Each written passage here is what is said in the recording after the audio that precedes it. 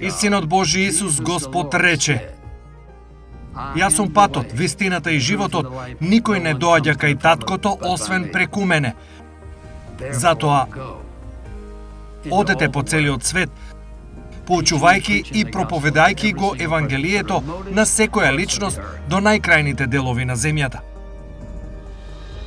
InTouch, поучувачка служба на доктор Чарлс Стенли. Следно на програмата InTouch. Ключевите до успех. Дали некогаш сте се почувствувале целосно обесхрабрени во врска со живеењето христијански живот и сте си помислиле: Господе, што се случува во светот? Колку повеќе се трудам, толку потешко паѓам. И затоа од време на време си го поставувате прашање: зошто да се обидувам уште повеќе? Бидејќи без разлика што правам, постојано се чини дека не успевам да живеам христијански живот. Мислам дека сите ние понекогаш се чувствуваме така во животот и затоа она што треба да прашаме е зошто. Мислам дека има многу различни причини зошто не успеаме во христијанскиот живот, но има една за која сум сигурен, а тоа е дека кога ти и јас поверувавме во Исус Христос како наш спасител, најверојатно никој не понижи и ни рече: сега погледнете, постојат некои многу основни принципи кои се апсолутно неопходни за да уживате во нашата врска со Бог преку Исус Христос. Ако ги почитувате овие, тогаш работите ќе одат како што треба. Ако ги прекршите, нема да одат како што треба. И затоа само треба да разберете кои се овие принципи. Она што би сакал да го направам е да земам една област од христијанскиот живот и да зборувам за овие основни принципи кои се апсолутно неопходни.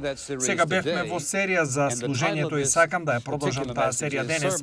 Насловот на оваа конкретна порака е служење, клучевите до успехот. Постојат некои многу основни принципи кои ќе бидат прекршени. И ако се прекршени, тогаш нашето служење, нашата служба на нашиот Господ и на другите луѓе нема да бидат она што треба да биде. Ако ги имаме на ум тие принципи, тогаш не само што ќе им помагаме на другите луѓе, ќе го славиме Господ Бог со нашиот живот, туку и ќе почувствуваме големо чувство на среќа, радост и чувство на задоволство што Бог е во состојба да не користи. Затоа сакам да свртите во прво послание до Солуњани, глава 5.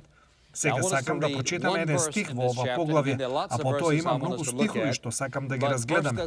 Но глава 5 стих 24, прво послание до Солуњани, се занимава со овој прв основен принцип што сакам да го разгледаме во целата оваа област на служење.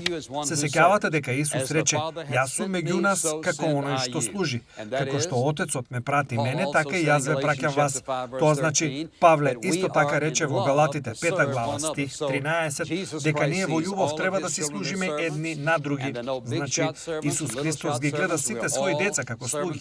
Нема големи слуги и мали слуги. Сите ние сме Божји слуги.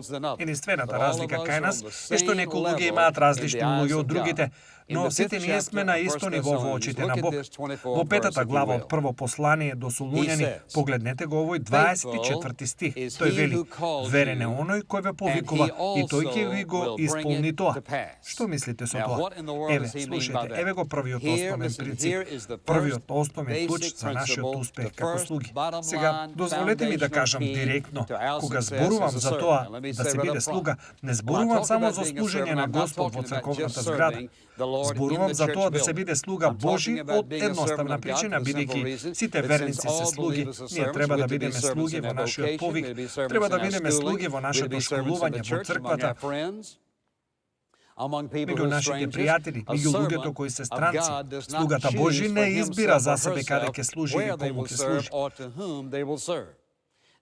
Сега сакам да ви дадам 5 основни принципи, 5 клуча. Секој од нив е важен.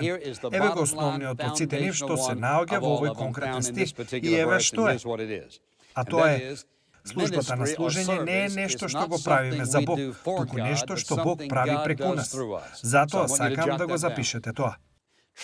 Вистинската служба, вистинското служење не е нешто што ние го правиме за Бог, туку нешто што Бог го прави преку нас. Певаат или одбиваат да му служат на Господ, затоа што не го разбираат ова. Тоа е дека вистинската служба, вистинското служење е она што Бог го прави преку нас, а не она што ние го правиме за Бог. Затоа, сега сакам да погледнеме 2 или 3 стихови. Погледнете го овде во 24 стих. Тој вели: верен е оној што ве повикува и тој ќе го исполни тоа. Сега, што значи тоа?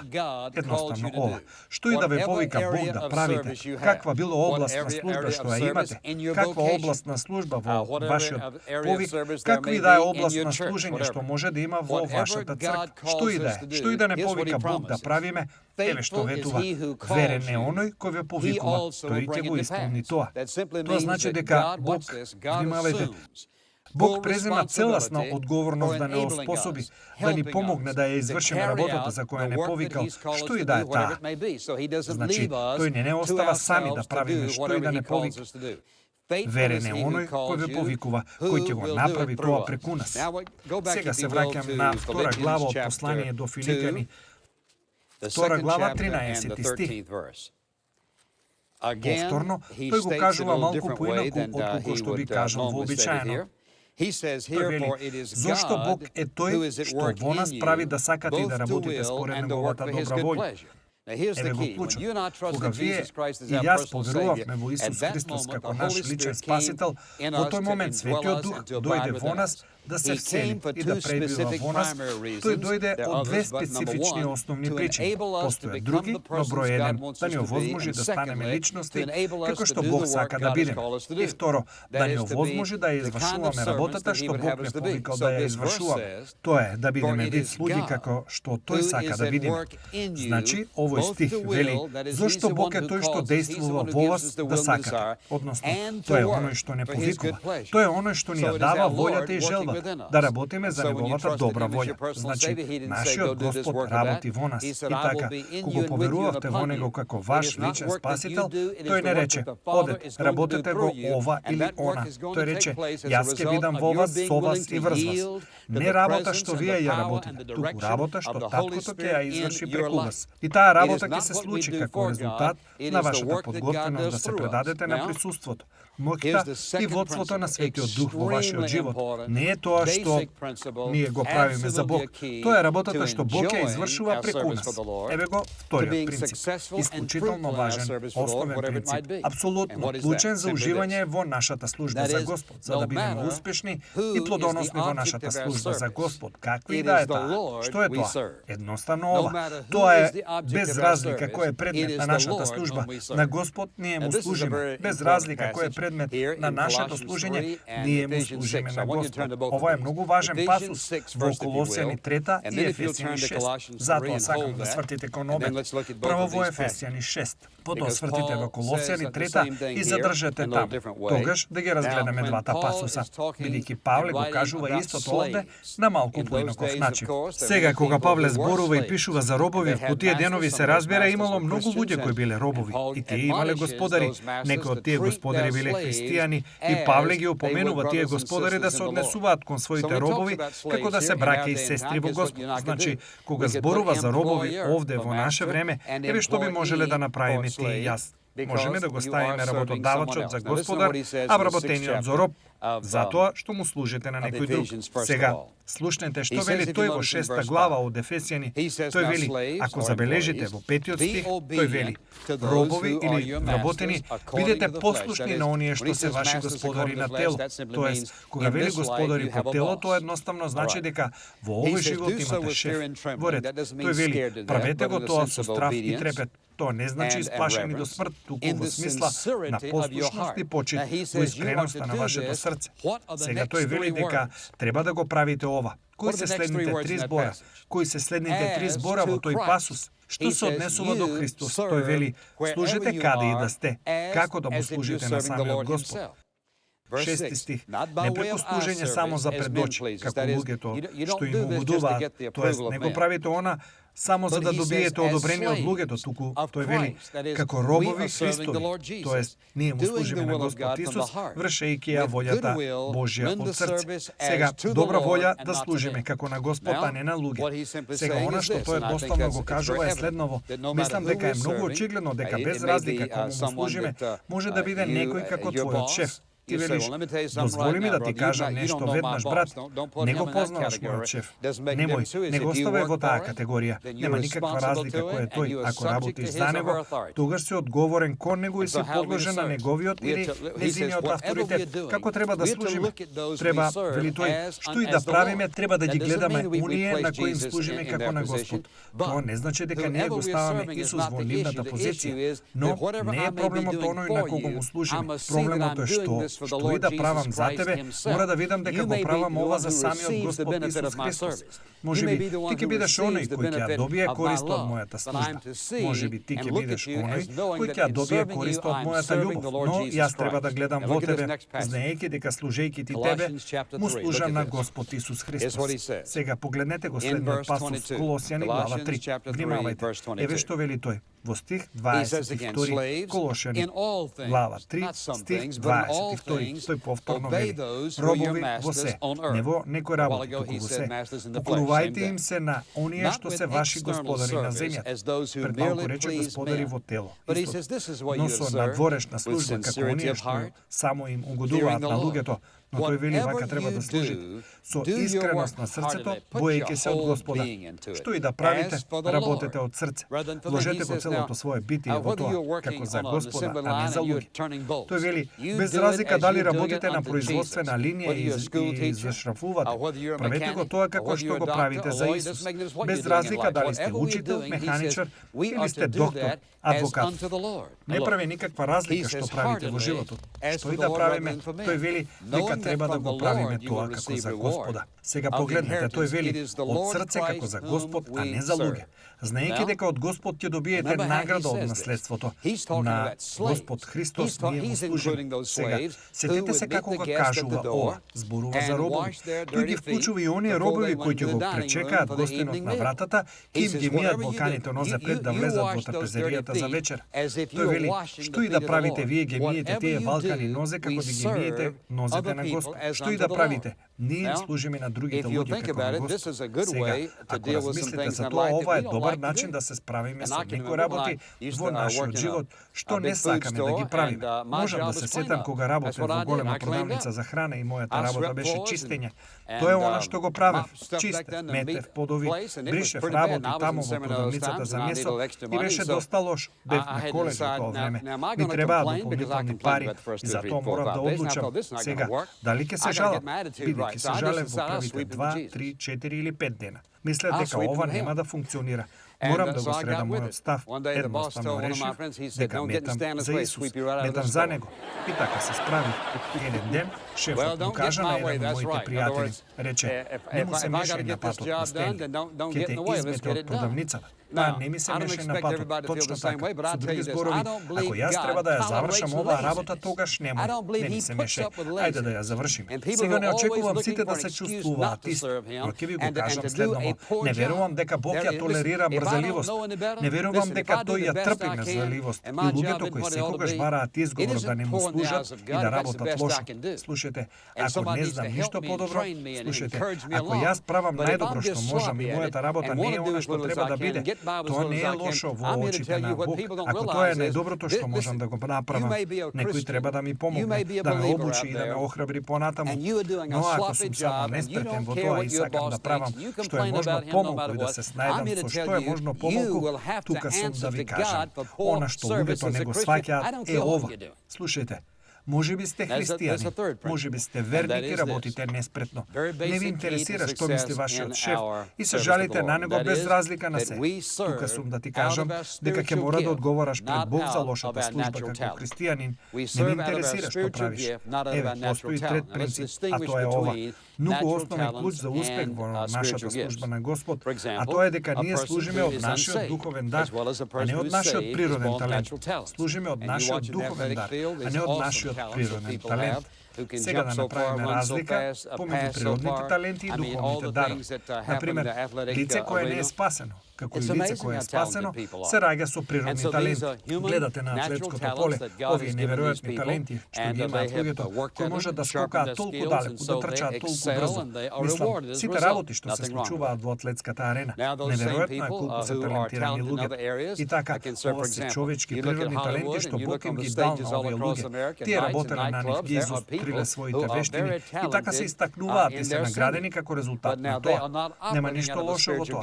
Сега, истите тие луѓе кои се талентирани во други области можат да служат. Например, ако го погледнете Холивуд и ако ги погледнете сцените низ цела Америка, ноќните клубови и барови, има луѓе кои се многу талентирани во своето пеење, но сега тие не работат од духовен дар. Тие не би биле во тие места пеејќи уште од самиот почеток. Тие имаат човечки талент. Има луѓе во црквите кои имаат човечки талент. Тие работат од човечки талент. И тоа е овој природен талент што Бог го дал, го добиваат од раѓање. Сега тие работат врз основа на не мора да зависат од Господ, туку тие во нивниот однос со другите луѓе, физички и така натаму, ги вежбаат овие таленти. Сега духовниот дар е дар што се дава кога ти и јас сме спасени. Ова не значи дека човечкиот природен талент не е важен. Тој е многу важен, бидејќи Бог сака да работиме од нашиот духовен дар и да ги користиме тие природни таленти. Сега, да ги разликуваме. Верникот ги добива тие духовни дарови при своето искуство на спасение, верувам. И овие мотивацијски дарови, што и да ни дал тој, треба да бидат мотивација за она што го прави. Сега сакам да свртите во Римјани, глава 12. За момент, погледнете во Римјани, глава 12, почнувајќи од стих 5, тој вели. Значи ние, кои сме многумина, сме едно тело во Христ, зборувајќи за црква. И поединечно сме членови еден на друг, се поврзуваме едни со други. И бидејќи имаме дарови што се разликуваат според благодата што ни е дадена, тоа значи Бог не ни дава на сите исти дарови. Така, во неговата благодат, добрина, љубов и љубезност кон вас, тој ви го дава овој дар или дарови. Некои други тој им дава на други. Тој вели, според благодата што ни е дадена, нека секој, слушајте, бидејќи ние ги имаме овие дарови што се разликуваат според благодата што ни е дадена, нека секој ги користи соодветно. Тоа значи, каков и да е дарот, ние го користиме на тој начин. Еве, 7 мотивацијски дарови, погледнете. Тој вели дека има, забележете овде, ако е пророштво според пропорцијата на неговата вера, ако е служење во служење, или оној што поучува во своето учење, или оној што советува во своето поттикнување, оној што дава со дарежливост, оној што води со трудолюбивост, оној што покажува милост, веселост. Сега, ако ги земете овие 7 дарови и кажете, добро, ова се 7 мотивацијски дарови. Дозволете ми накратко да објаснам што мислам под тоа. Ако ги земете овие 7 дарови и го разберете нивното значење и како функционираат, еве што ќе открие, дека постои еден примерен мотивацијски дар што ме мотивира над сите останати. Мојот е поттикнување. Значи, зашто живеам недела по недела, работам, учам и се молам, цела недела затоа што сум толку мотивирам да правам што? Да ве поттикнувам да верувате во Божјото Слово. Библијата вели дека без Исус Христос сте осудени на пекло. Ако никогаш не сте ја ставиле вашата доверба во Исус Христос, ќе одите во пеколот и ви велам, ако не сакате да горите и да пукате во пеколот, подобро да поверувате во Исус како ваш спасител. Не е дека тоа не е вистина, само што тоа не е мој дар и навистина сум среќен што не е. Ќе ви биде тешко да го кажувам тоа на некого секој пат. Но за личност која има дар на пророштво и е евангелист, има место за неа. Бог ги повика на тоа. Има моменти кога треба да бидеме предизвикани. И така, тој ги поставил во црквата сите овие дарови. Тој ги поставил таму затоа што кога ќе го соберете сето ова заедно, кога сите работиме заедно, нема ништо што Бог не може да го направи преку заедница на луѓе, кога луѓето кои се дел од таа заедница, што прават?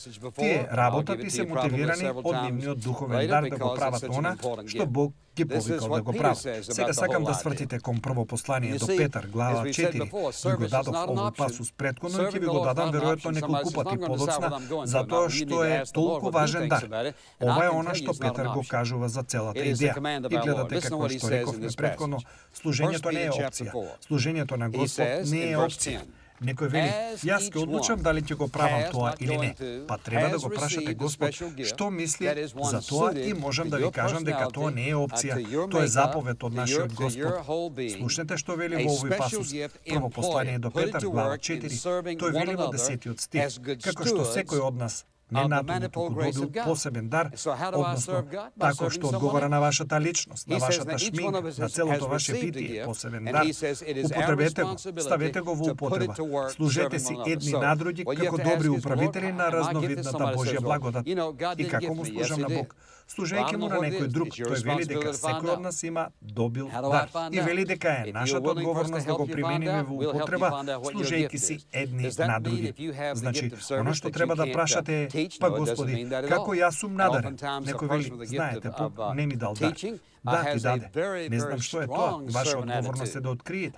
Како да откриете? Ако сте спремни да ви помогнеме, ние ќе ви помогнеме да откриете кој е вашиот дар. Дали тоа значи дека имате дар на служење да можете да поучувате? Не, воопшто не значи тоа. Честопати, личноста со дарба на поучување има многу силен став на служење. Спремни да им помогне на луѓето да учат. Спремна да направи се што е потребно. Значи, тоа не значи дека имате само еден. Сега, кој е четвртиот клуч?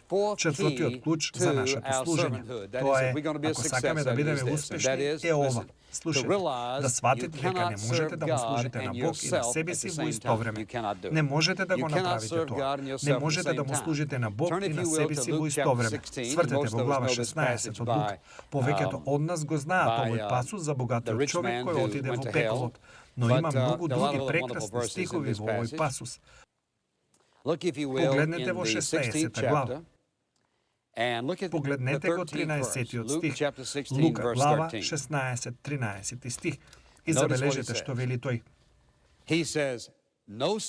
Ни еден слуга не може да им служи на двајца господари, зашто или едниот ќе го мрази, а другиот ќе го сака, или ќе се држи до едниот, а другиот ќе го презира.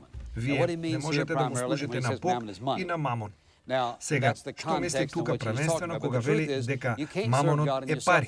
Тоа е контекстот во кој зборува, но вистината е дека не можете да му служите на Бог и на себе си во исто време. Ако му служите на Бог само за пари, не можете да го направите тоа. Со други зборови, ако сте слуга на парите и богатството, тогаш не можете да бидете слуга на Бог во исто време. Можете да го зборувате тоа, но не може. Не е вистина. Забележете што рече, ни еден слуга на некој повеќето скоро ни еден слуга не може да им служи на двајца господари, бидејќи или едниот ќе го мрази, другиот ќе го сака. Погледнете го контрастот. Мрази и сака, вели тој, или ќе го презира едниот и ќе се држи до другиот.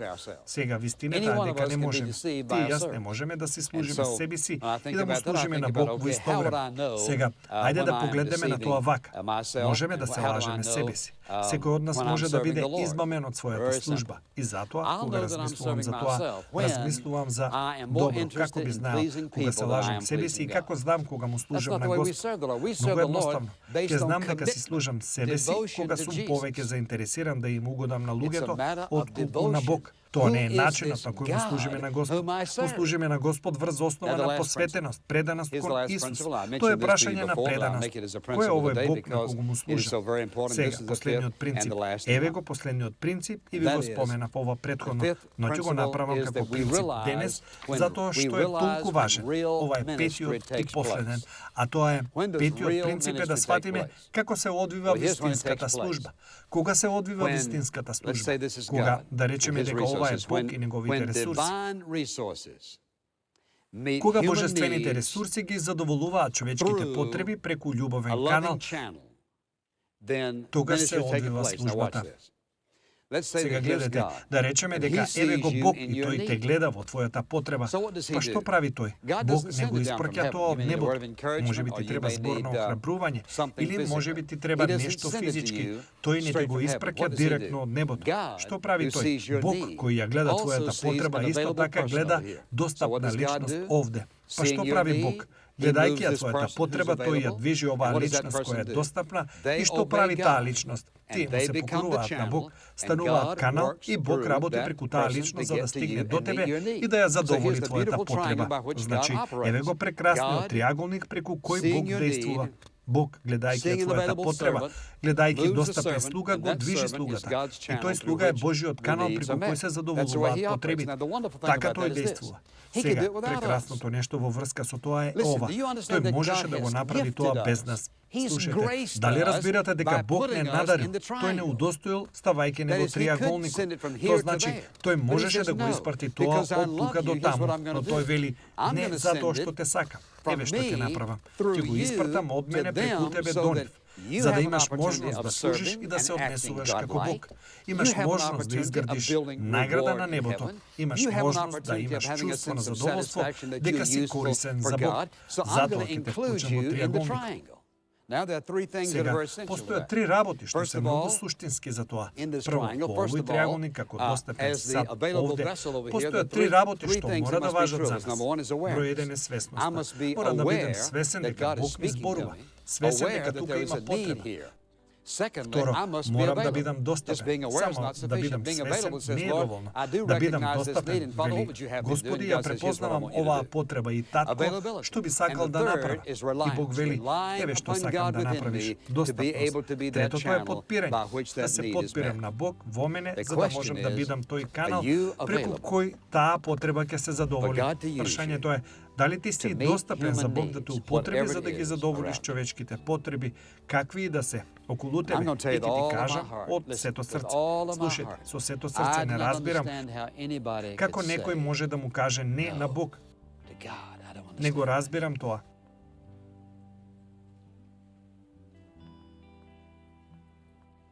Ова е Бог кој рече, го запишав твоето име во книгата на животот на јагнето. Ке те донесам дома во рајот кога твојот здив, кога твоето срце ќе чука последен пат. Нема да те стават во гроб. Веднаш ќе бидеш во моје присуство и јас ќе те благословам за вечност. Ќе живееме заедно за вечноста и ти ќе ми служиш за секогаш. Како можам да му кажам на таков Бог што го љуби, кој го испрати својот еднороден син Исус да крвари на крстот за мене, да му кажам не? Не можев. И не верувам дека можеш и ти со искрено срце. Ако сте биле благословени од денешната програма, ве молам посетете не на веб страната intouch.org. InTouch, водејќи ги луѓето низ светот во поголемо заедништво со Исус Христос и зајакнувајќи ја локалната црква. Оваа програма е спонзорирана преку службата InTouch и е овозможена преку Божјата благодат и вашите верни молитви и дарови.